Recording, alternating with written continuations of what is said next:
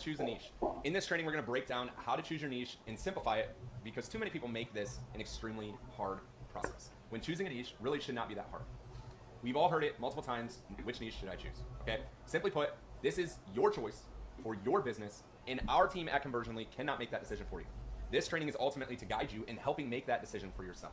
We're going to break down a handful of questions here to get your mind rolling and thinking so you can ultimately identify some things that are going to help you choose a niche. What niche do I have the most experience with? What is your educational background? What personal work experience do you have? What track record do you have with existing clients, getting results, etc.? Is there a niche or subset of a niche that I'm more passionate or interested in? Hobbies, interests, etc. For instance, I love golf. If I wanted to go start another marketing agency, maybe my focus would be on golf e-com brands because I love golf and I can speak very fluently on it.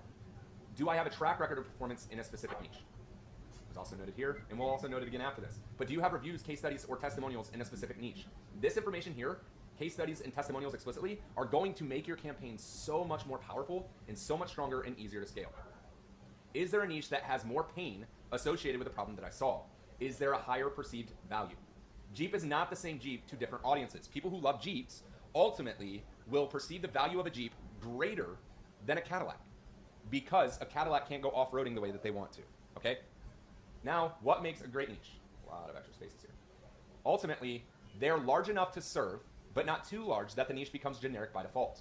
One good thing here is we had a presentation that Justin and I went to, and a guy was talking about a niche that is extremely strong, is so small that you could put a noose around it and only you would fit into it. Now, I don't necessarily agree with that statement, but it gets you thinking, okay? If you're just starting your business, then having a niche that's only 10 to 50,000 people could be a very good starting point for you to gain traction and momentum. However, it's not a great point for advertising, okay? Audiences and advertising, depending on your market, if you're in a local market versus a national or international market, you do want some sizability for scalability with ads. However, niching down and speaking to an audience is going to be more effective in the beginning, and then being able to broaden your horizons accordingly once you have supporting assets like case studies, testimonials, etc. You can find your niche in digital hangouts. So this is primarily going to be beneficial for prospecting things organically, but if you can go to Facebook and find your target audience in a custom Facebook group, you have a really good audience because that means that people are ultimately building communities around themselves, and if you can serve them, you can have a lot of value there. They are easily reachable. So if you have to jump past a gatekeeper or knock on their door to get in touch with your audience, you're going to have a difficult time scaling. For instance, if you're going after attorneys, don't. Attorneys are extremely difficult to get on their calendar. Doctors, extremely difficult to get on their calendar. Stay-at-home moms, super easy, right? If your audience is super hard to get in touch with or get in front of, you're going to have a very difficult time at buying that person's time, aka it's going to cost you more to scale. Does my niche have a specific problem that I can solve? Okay, the more specific your problem is, the less likely someone else can solve it, which will increase the value of your solution. If you're the Squatty Potty, although that is a very successful business, I guarantee their profit margins are extremely low. Why? Because I can solve the Squatty Potty by putting a stack of books at the base of my toilet, right? However, building an electric vehicle is not an easy solution, especially one with class. That's why Tesla was able to launch as a new car manufacturer in such a competitive and saturated market. EVs already somewhat existed. However, they did not exist at the degree of what Tesla did. The same thing is true for service businesses.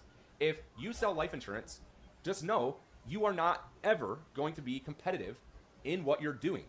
It is something that there are hundreds of thousands of other people selling exactly what you're selling. So it's recognizing those weaknesses and identifying where you can be set your strengths.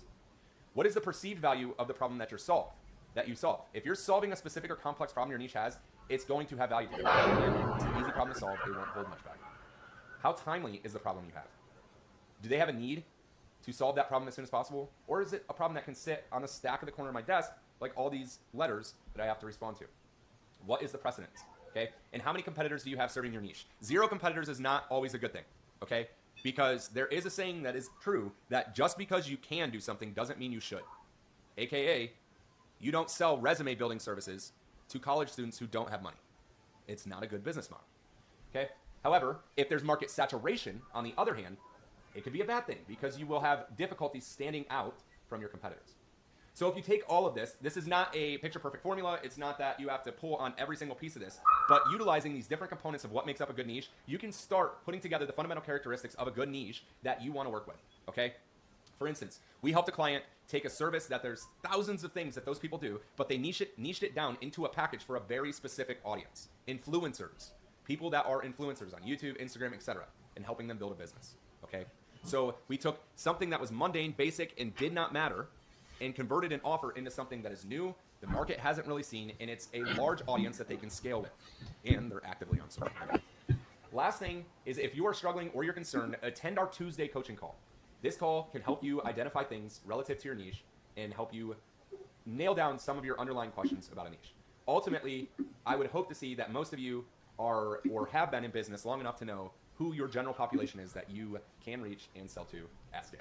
If you don't, this training should support you in finding that niche.